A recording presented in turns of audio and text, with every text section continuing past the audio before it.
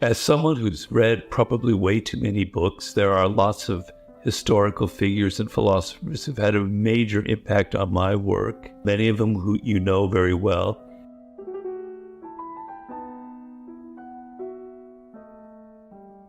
And the following is a compilation of all those moments in which I've discussed these very influential figures on my life. Here you go.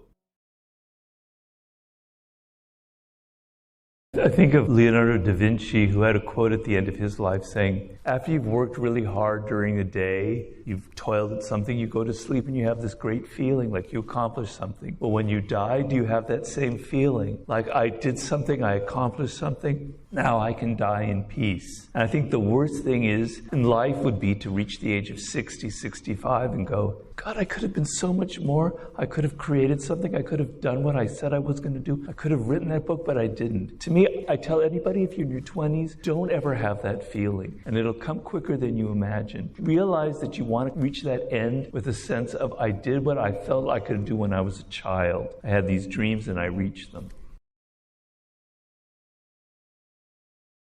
Schopenhauer has this quote that if you're walking down the street and you hit your foot against a rock, you don't go get angry at the rock. Well, Sure. People are rocks in your way sometimes. Right. And I don't mean that to depersonalize them. I mean in the sense that they are who they are. They have their own nature, and that nature isn't yours, and it's going to clash with you sometimes. And that is just what it means to be a human being, an adult in the world today, in any world. So are you going to be like complaining and blaming the fact that it is a boxing ring? Are you going to complain that people have a nature where they have an ego, where they're full of envy, where they're passive aggressive? And then in the process of complaining, you're putting yourself at a continual disadvantage because you're draining yourself with all these useless emotions, and you're not playing proper defense against them because you're all consumed with kind of personalizing the situation. Or are you going to have some distance and be like a boxer in a ring and be smart and intelligent about it, you know? And I just think it's a brilliant metaphor for life. It's a brilliant metaphor for being in control and for accepting the fact that some people play a little bit dirty. Some people are going to hit you. It's going to hurt. But you don't whine and complain. You just figure out how are you going to defend yourself better. That connects to the thing that you and I made together, which is the amor fati coin. Yes. Which is the idea that it's also a Nietzsche phrase of sort of loving everything that happens to you, not resenting it, not fighting against it, not carrying around a grudge or a burden, but sort of embracing it and finding the good in it. Yeah. Where does that fit in with our human nature? It doesn't fit in because it's not natural to us. Our natural frame, our natural starting position is when something bad happens, why me? To feel sort of a grievance, to feel that things aren't fair, to feel that other people aren't giving you what you want or what you deserve. We start from a position of feeling kind of sorry for ourselves. Right. We deserve more than what we're getting. And so a lot of what I'm talking about in this book is overcoming some of these natural elements in human nature and turning them around and using them for another purpose, another way. And amor fati is very powerful in that you train yourself to accept everything that happens. It's sort of a banality to say that things happen for a reason, but there's some truth to it. For Nietzsche, it was, this is life. Life involves pain. Life involves adversity. You're going to die one day and it's not going to be pleasant. Your friends and family members, they're going to die one day and it's not going to be pleasant. You're going to have failure in life. People are going to hurt you. But that is life. That's what it is. So to resist that, to be angry about that, means to not love life itself. There's a quote, this French philosopher, Baron de Montesquieu, a political philosopher from the 18th century that I kind of like, and it goes as follows. We have 3 educations in our life. The first is from our parents, the second is from our schoolmasters, and the third is from the world. And the third education contradicts all that we learn from the first 2. And basically, what it means is you go and you learn all of these skills and all these very important things in university.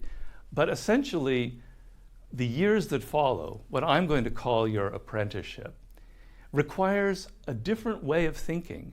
The rules are completely different. It's not the same. In fact, many of the things that you learn and many of the habits that you learn early in your life are actually the wrong kinds of things that are going to help you, that you need in this path towards mastery that I'm drawing.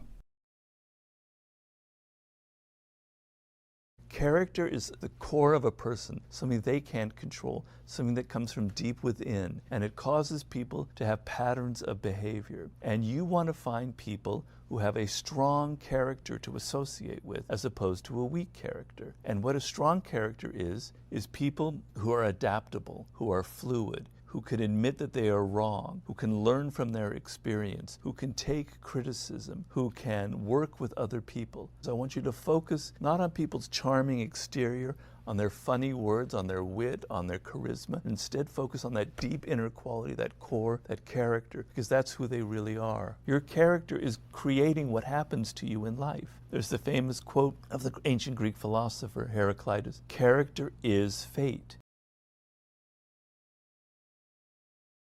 Toni Morrison worked as an editor at this publication. She worked as an editor at this publication house. She worked until 6 or 7 o'clock. She took the train home to where she lived in Connecticut. She was raising 2 or 3 children. She would go home, cook them meals, put them to bed, and at 11 o'clock at night she would sit down and write. And that's how she wrote her first novel. That's the kind of energy and determination you have to have. I always thought that was superhuman, but I could never do that. But look at who she is and what she became. That's because she wanted it so badly. She was desperate. One of the masters I interviewed for the book is Temple Grandin. You know Temple? Yeah. I saw the film that Claire Danes portrait. Yeah. Well, she's a woman born with autism who's now a very successful scientist, a professor of animal studies. And, autism, she had, when it comes to people skills, she's way on the other end there. She basically trained herself how to work with people, how to be around them. She said it was almost like a science equation. She approached it as if it were a computing problem.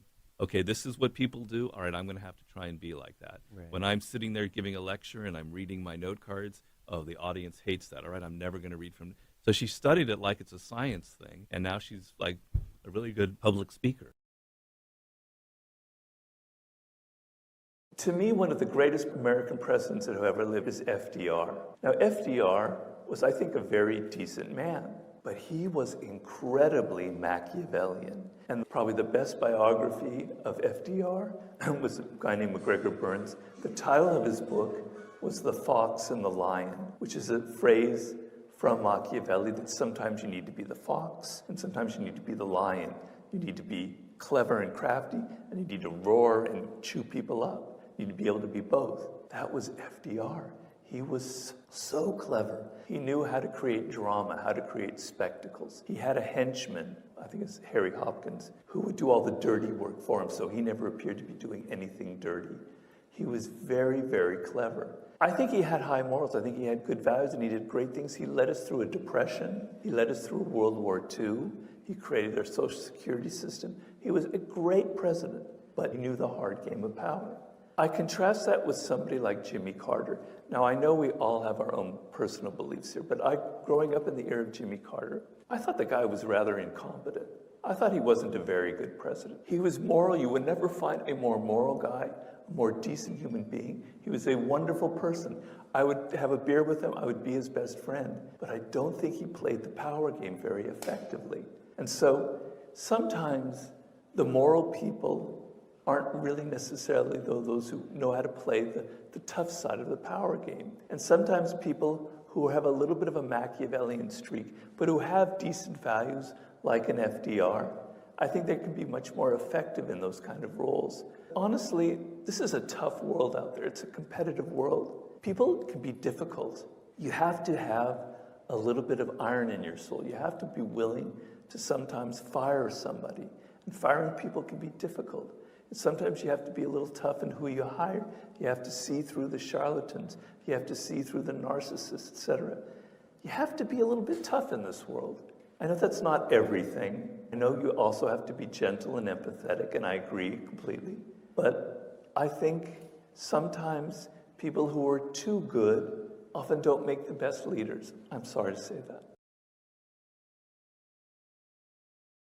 You said something about people who are masters, or as I said, that's almost the conclusion, but strive for mastery, they actually get younger as they age. Yes, I love this phenomenon, and I catalog it, and the icon of that is Benjamin Franklin. This guy's in his 80s, and people are meeting him, and they're going, it's like talking to a 20-year-old. His mind is so open. You know what happens when you get older? Your mind closes, you get rigid, you have all these sort of stale ideas that you keep repeating. Benjamin Franklin was like a 20-year-old. He had no stale ideas. His mind was still crisp and alive. And if he only could have lived 20 more years, who knows what else he would have come up with. So I love that phenomenon because it's so hopeful. Maybe I can be like that as I get older.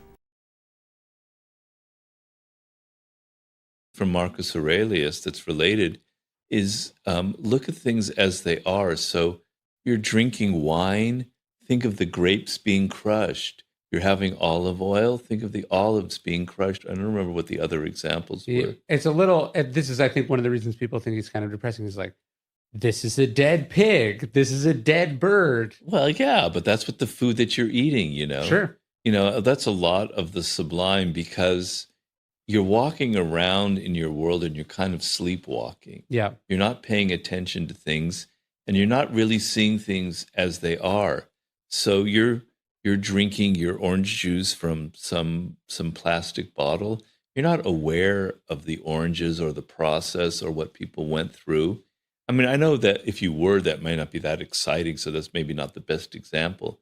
But being aware of where things come from, of what they are, of what their true nature is, you know, that's sort of how the children think, because they're constantly curious. They just don't assume that something just came into the world the way it is. They want to know how and they want to know why. So you live in a world where you're surrounded by things that exist that kind of, you don't really know where they come from or what makes them so interesting, and you're not paying attention to it. Never see a situation as hopeless.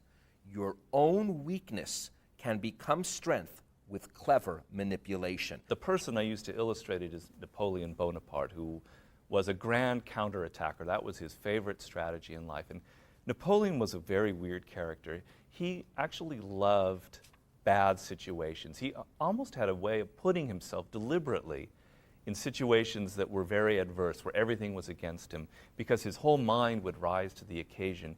And his philosophy was, anything negative, anything bad happening to you contains the seeds of a turnaround. You can turn it around into something positive. And you know, this could be the fact that your opponent in the battle is suddenly getting a little bit aggressive and carried away and arrogant. You can use their arrogance to turn it around. I think, you know, this is sort of a beautiful philosophy in life, if you will. I talk about Anton Chekhov, a Russian writer, who's to me one of the great icons for this book. And he had a horrifying childhood. His father beat him every single day, never even knowing why he beat him. They grew up in poverty. His father abandoned the family when he was young. He had nothing in life, and he lived in this miserable small town, the most miserable town in Russia you can imagine. And one day he decided, in the depths of his misery, after he was left alone in this town to look after himself at the age of 16, he said, I want to not feel this burden by all of these bad feelings towards other people. I'm going to start thinking that my father can't help himself, that he was born a serf, and he's been bred to be this awful person. And my mother can't help herself, and my siblings, it's just human nature. I'm going to accept them, and I'm going to love them for who they are. And he felt this insane wave of freedom. He was free of all his own negative emotions that were burdening him day in and day out. And it changed the course of his life. You have to put yourself on death ground. Death ground is extremely important. Death ground means, it's from Sun Tzu, if an army is fighting with its back to the wall, it will fight with 3 times the force. It's either win or die. You have to feel that you only have 6 months to do it. You can't wait 2 years to start your business. You have to start it tomorrow. You can't take 2 years to fulfill it. You have to give yourself 6 months. You need that kind of energy and that desperation to be able to rise to the occasion. Sun Tzu wrote that in every battle is won or lost before it is ever fought. And basically what he meant was something is going on in the mind, the strategy itself, that is either right or wrong. And by the time you arrive for battle, you've either won or you've either lost. But the battle he's referring to is the battle in your mind. If your mind is filled with all kinds of ideas from the past, if you repeat the same formulas that you've used again and again, you have already lost the war. If, on the other hand, you try this other approach and you ground yourself in this idea of do not fight the last war, which I maintain is the foundation of all solid strategic thinking, you have already won the war before it even happens.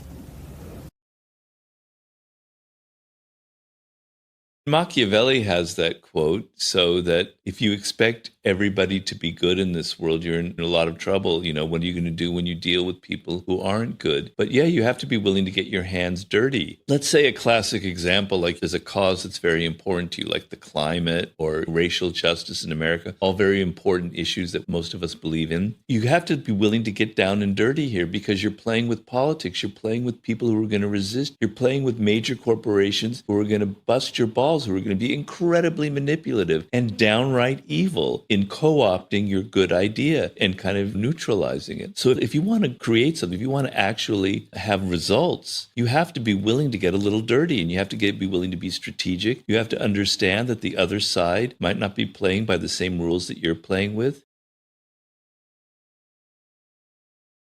In my war book, I read the biography of Mahatma Gandhi, one of the saintliest figures in history. And I realized that Mahatma Gandhi was actually a brilliant strategist. Now, I'm not saying his use of nonviolence and civil disobedience didn't come from the heart. He didn't mean it. He didn't actually believe in the peaceful method. He did. He was very sincere, but he was very strategic about it. And he planned several campaigns like the Salt March in the 1920s, where he knew, for instance, that the English public was very liberal-minded. They had this ideal of themselves. They weren't colonialists. They weren't imperialists. They were doing the best for the world. And he deliberately had these marches where he knew that they would be reading in their newspaper and seeing photographs of Indian people being beaten up by Englishmen and their Indian officers on the streets of wherever. It would have a terrible impact on the public. He thought in terms of strategy. Marcus Aurelius said, when two people are fighting in the boxing ring and they're going at each other, they're clawing and hitting each other, the one person who gets hit doesn't go, "You're a bad person. I don't like you. Why did you hit me? You know, something is wrong with you." No, you realize that's just part of the game. Well, the game of life are people are going to hit you. They're going to claw you. They're going to scratch you. They're going to bite you. It's just the part of life. And instead of taking everything personally, you have to see that it's like a gladiator battle, and that some people are bad, some people are good, some people are not, are in between. But stop taking everything personally and try to learn from it.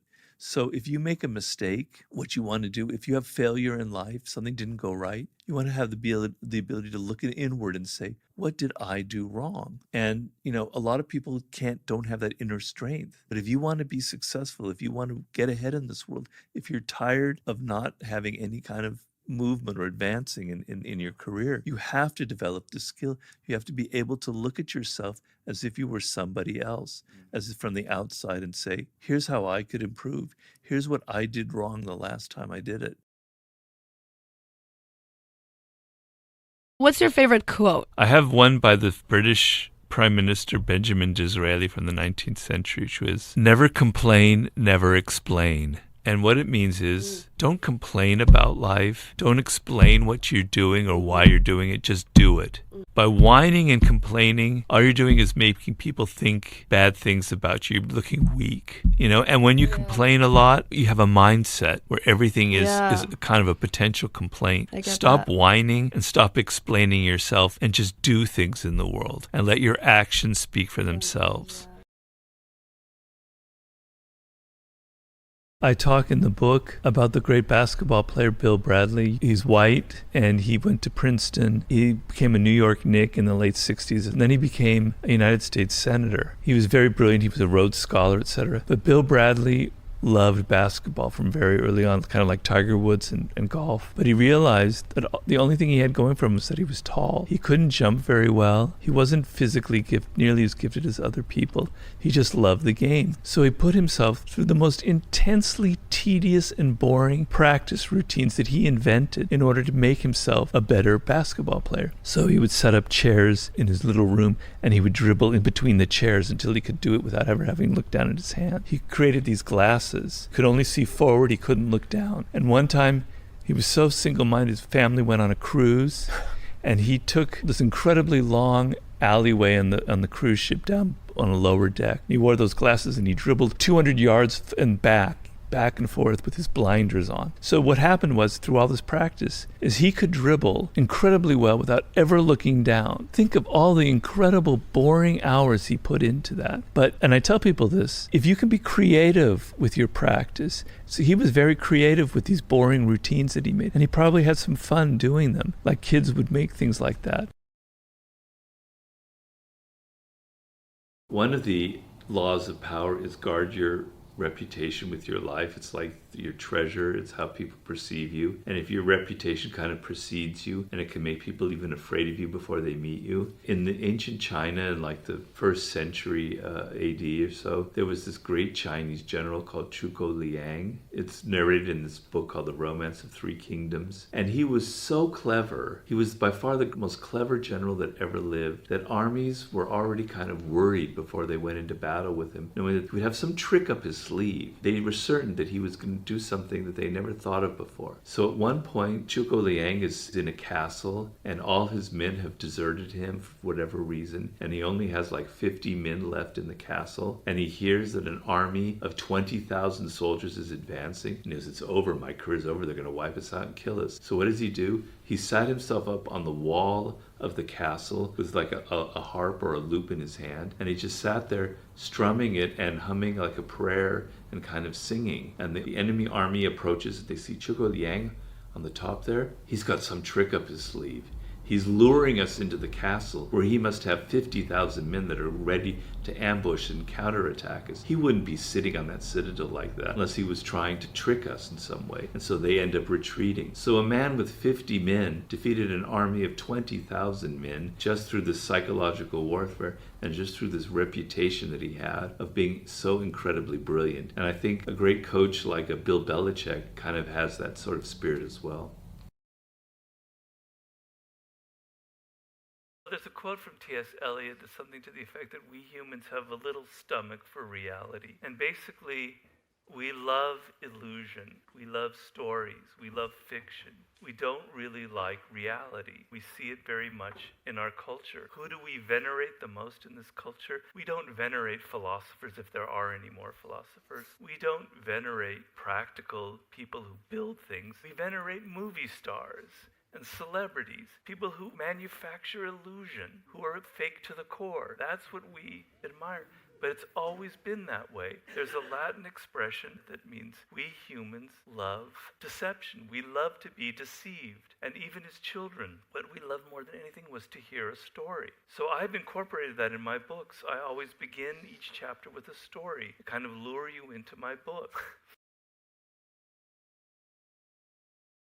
I talk in the book about Martha Graham, the great dancer who totally revolutionized the world of dance. And she was interested in theater as a child, but her father was a psychiatrist who studied insanity, and he would always come home and talk about body language and how he could read body language and sense if someone was possibly criminal, insane.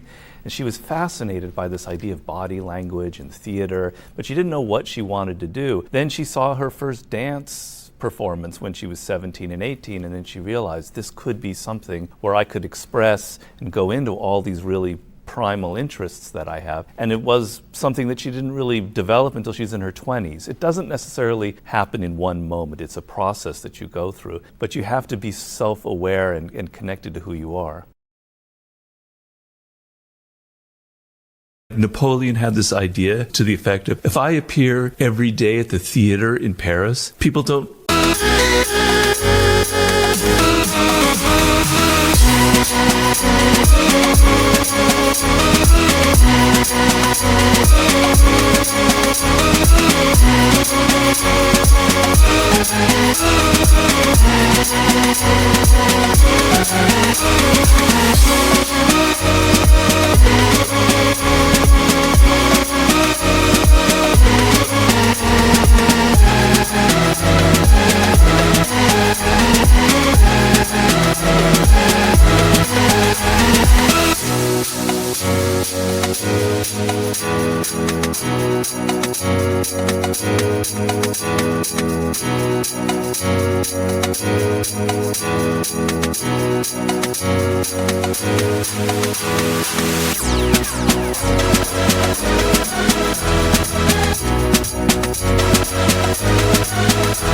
respect me. Oh, the king is the emperor's there. Okay. But if I only show up at the theater once a month, it becomes an event. And people start talking about me and thinking about me. So use absence sometimes, because we have this wrong impression that presence, being constantly present, is what makes somebody kind of fall in love and want us. But actually, it's a step of absence that creates that. If in like a love situation, if you don't return the phone call right away or the text, and a day goes by, they start to think about you. They start to wonder about themselves. And in that process of thinking about you, they start fantasizing and wondering. And that's the powerful position that you have if you use absence.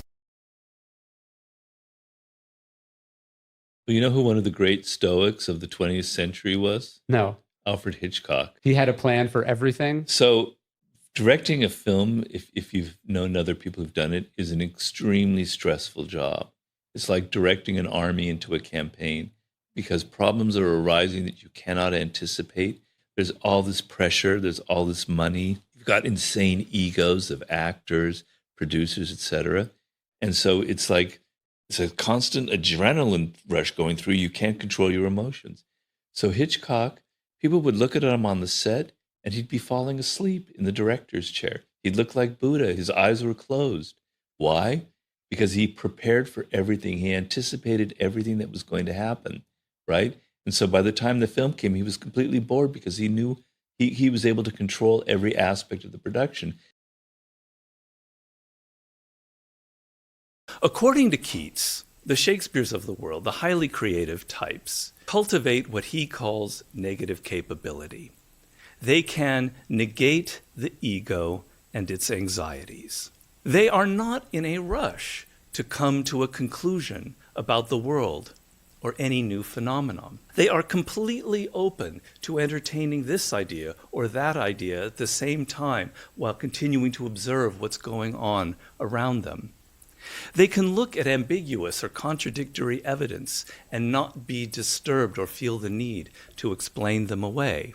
This ability to withstand what seems mysterious, to manage the lack of knowing something with certainty, is the primary quality of all creative people, no matter their profession.